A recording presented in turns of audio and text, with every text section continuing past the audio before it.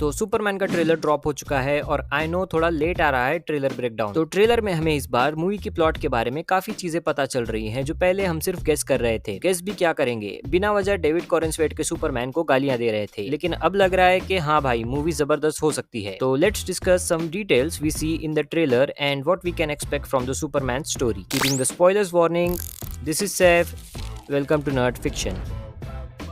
Plot की बात करेंगे तो यहाँ सुपरमैन को लेकर लोग डिवाइड हो चुके हैं। कुछ लोग सुपरमैन के एक्शंस को सपोर्ट कर रहे हैं और कुछ लोग उसके खिलाफ हैं। सुपरमैन ने बोरेविया कंट्री में होने वाली वॉर में इंटरवीन किया है। जिनको नहीं पता है बता देता हूँ, बोरेविया डीसी कॉमिक्स में एक कंट्री है जो मिडिल ईस्ट में एग्जिस्ट करती है। इस मूवी में शायद इसकी लोकेशन चेंज कर दी गई है। सुपरमैन ने यहाँ पर वॉर रुकवा दी और इनोसेंट लोगों को बचाया है, जहाँ बोरेवियन ट्रूप्स की वजह से आम लोगों पर अत्याचार हो रहा था और लोग मर रहे थे। हमने टीजर में भी इस बच्चे को यहाँ सुपरमैन की हेल्प के लिए एक फ्लैग रेस करते हुए देखा था और फाइनली यहाँ सुपरमैन ने इसकी हेल्प कर दी है। लेकिन यही एक्शन सुपरमैन को एक पॉलिटिकल कॉन्फ्लिक्ट और बॉयकॉट का विक्टिम बना देते हैं। यूएस को इंटरनेशनल बैकलैश मिल रहा है और लुइस के स्टेटमेंट के मुताबिक अब secretary of defence Rick Flag senior इस मामले में दखल अंदाजी करेगा। लुइस एंड सुपरमैन के इस इंटरव्यू से पता चलता है कि लुइस ऑलरेडी नोज के क्लार्क केंट ही सुपरमैन है। सुपरमैन यहाँ पर फ्रस्ट्रेट भी हो जाता है कि लोग क्यों नहीं समझ पा रहे हैं कि वो कंट्रीज के जियोपॉलिटिक्स से ज्यादा इनोसेंट लोगों की परवाह करता है और उसने बोरेविया में इंटर होकर वही किया है, लेकिन लोग नहीं मानेंगे। सुपरमैन अब इन चीजों से दूर पब्लिक अपीयरेंसेस अवॉइड करके घर बैठा हुआ है। यहाँ कुछ सीन्स क्लार्क केंट के पेरेंट्स के साथ भी देखने को मिलते हैं, जिसमें जोनाथन केंट उसको एडवाइस भी दे रहा है। जब सुपरमैन की इमेज इस बैकलैश की वजह से खराब हो चुकी है, तभी सुपरमैन टीवी पर देखता है कि एक काइजू यानी मॉन्स्टर सिटी पर अटैक कर रहा है, जिससे जस्टिस गैंग फाइट कर रही है, लेकिन हरा नहीं पाएगी। तभी सुपरमैन की एंट्री भी होती है और यहाँ पर लिखा है new regulation set to begin next week. इसका मतलब है कि अब मार्वल के सुकोविया अकॉर्ड्स की तरह सुपर हीरोज को कंट्रोल करने के लिए, स्पेशली सुपरमैन को कंट्रोल करने के लिए गवर्नमेंट अब न्यू रूल्स बना रही है, जहां पर सुपर बीइंग्स को या तो गवर्नमेंट के अंडर काम करना होगा या फिर किसी कॉर्पोरेट के अंडर जो गवर्नमेंट को जवाब दे सके। इसी मॉन्स्टर वाली फाइट में हम बिग बेली बर्गर को भी देख सकते हैं, जो डीसी में बहुत ज्यादा फेमस है और एरोवर्स के the flash and arrow series में बहुत बार दिखाया गया है। कट टू दिस सीन जहां पर सुपरमैन को अरेस्ट किया जा रहा है। अब इसमें आर्मी का तो समझ आता है, लेकिन यहाँ पर इंजीनियर एंड अल्ट्रामैन भी प्रेजेंट है, क्योंकि सुपरमैन जैसे स्ट्रॉन्ग बीइंग को पकड़ने के लिए अब गवर्नमेंट न्यू रेगुलेशंस के तहत दूसरे सुपर हीरोज का सहारा ले रही है। जहां स्टैग इंडस्ट्रीज के अंडर काम करने वाली टीम जस्टिस गैंग है, जिसमें गाय गार्डनर का ग्रीन लैंटर्न, हॉक गर्ल और मिस्टर टेरिफिक भी है। लेकिन ये लोग गवर्नमेंट की एजेंसीज के साथ काम करने से मना कर देते हैं, क्योंकि ये लोग सुपरमैन को अपनी टीम में भर्ती करवाना चाहते हैं। दूसरी तरफ लेक्स लूथर के अंडर काम करने वाली टीम है, जिसमें अल्ट्रामैन और द इंजीनियर है। डीसी के इस यूनिवर्स में द अथॉरिटी मूवी तो कैंसिल हो गई है, तो इसमें इंजीनियर का ओरिजिन भी चेंज होता है, जहाँ पर इसको एलियन बताया जा सकता है और ये इस स्पेसशिप में बैठकर अर्थ पर आएगी। वही अल्ट्रामैन सुपरमैन का क्लोन है, उतना ही पावरफुल, उतना ही स्ट्रॉन्ग, बिल्कुल उसके जैसा दिखने वाला। इसलिए लेक्स लूथर ने शायद उसके लिए एक मास्क वाला कॉस्ट्यूम भी बनाया है। बाय द वे, अल्ट्रामैन को भी लेक्स लूथर ने ही बनाया है, सुपरमैन का डीएनए यूज करके, जो उसको इस फाइट में सुपरमैन के ब्लड से मिला था। सुपरमैन को अरेस्ट करने से पहले यहाँ पर US army, Ultraman, the engineer Superman को पकड़ने के लिए उसके साथ फाइट भी करेंगे और इस फाइट में जस्टिस गैंग सुपरमैन का साथ देगी। इस सीन में हम देख सकते हैं कि इस स्टेडियम में जहां अल्ट्रामैन और सुपरमैन लड़ रहे हैं, वहीं पर मिस्टर टेरिफिक मार खाकर पड़ा हुआ है। वहीं पर द इंजीनियर सुपरमैन पर अटैक भी कर रही है। कट टू दिस सीन जहां पर सुपरमैन हैमर ऑफ बोरेविया के साथ लड़ रहा है और उसके एक घूंसे से जमीन पर गिर जाता है। The hammer of Boravia character DC comics में एग्जिस्ट नहीं करता है, लेकिन जेम्स गन ने इस मूवी के लिए इस कैरेक्टर को ओरिजिनेट किया है। ये कैरेक्टर एक मैकेनाइज्ड मिस्टिकल टेररिस्ट है जो बोरेविया कंट्री के लिए काम करता है और शायद लेक्स लूथर की हेल्प से ही उन लोगों ने इसको बनाया था। लेकिन एक इन्फॉर्मेशन ये भी मिली है कि इसके पास मिस्टिकल पावर्स भी हैं, जो इसे सुपरमैन से लड़ने में हेल्प कर रहे हैं। यहाँ हैमर ऑफ बोरेविया डेली प्लेनेट के ऑफिस में लुइस को ढूंढने के लिए आता है, जिसने सुपरमैन का इंटरव्यू लिया था, ताकि वो लुइस के थ्रू सुपरमैन तक पहुंच सके। सुपरमैन यहाँ पर पहुंच जाता है और हैमर ऑफ बोरेविया सुपरमैन के साथ फाइट भी करता है। एक और सीन में हम देख सकते हैं कि अब लेक्स लूथर सुपरमैन के फोर्ट्रेस ऑफ सॉलिट्यूड में घुस गया है और द इंजीनियर एंड अल्ट्रामैन भी उसके साथ हैं, जो इन रोबोट्स की कुटाई कर रहे हैं। कॉमिक्स में सुपरमैन के फोर्ट्रेस में घुसने के लिए क्रिप्टोनियन डीएनए की जरूरत पड़ती है, तो यहाँ पर लेक्स लूथर अल्ट्रामैन को लेकर फोर्ट्रेस में एंट्री करता है, क्योंकि सुपरमैन और अल्ट्रामैन का डीएनए सेम है। लेक्स लूथर का ये डायलॉग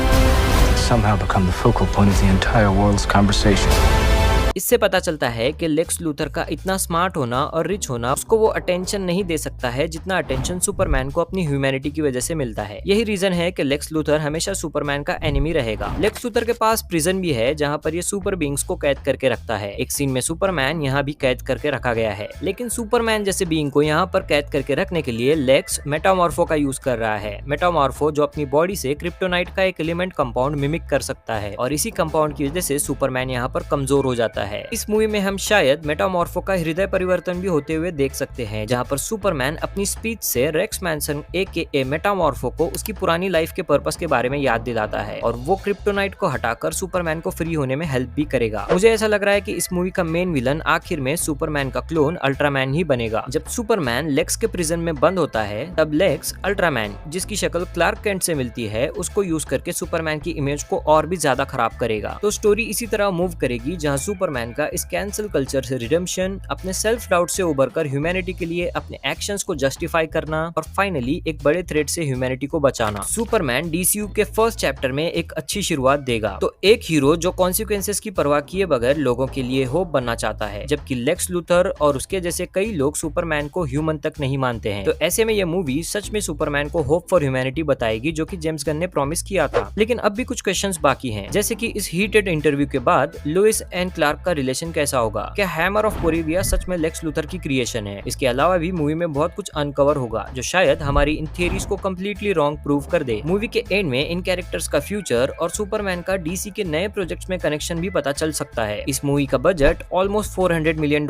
है, जो कि नए DCU के बाकी प्रोजेक्ट से कई ज्यादा है। जेम्स गन ने इसलिए भी बोला है कि सुपरमैन की सक्सेस आने वाले बहुत सारे प्रोजेक्ट्स की फेट डिसाइड करेगी। तो इस मूवी का आउटकम हमें DC में और भी इंप्रूवमेंट्स दिखा सकता है। हाँ, जुलाई मंथ में बाकी रिलीजेस की वजह से मूवी की हाइप और बॉक्स ऑफिस कलेक्शन पर असर हो सकता है। सो ये था एक ट्रेलर रिव्यू और छोटा सा स्टोरी ब्रेकडाउन। कमेंट करके बताओ आपको सुपरमैन का ट्रेलर कैसा लगा। If you like this video, vote this up, share this with the movie enthusiasts and subscribe to Nerd Fiction.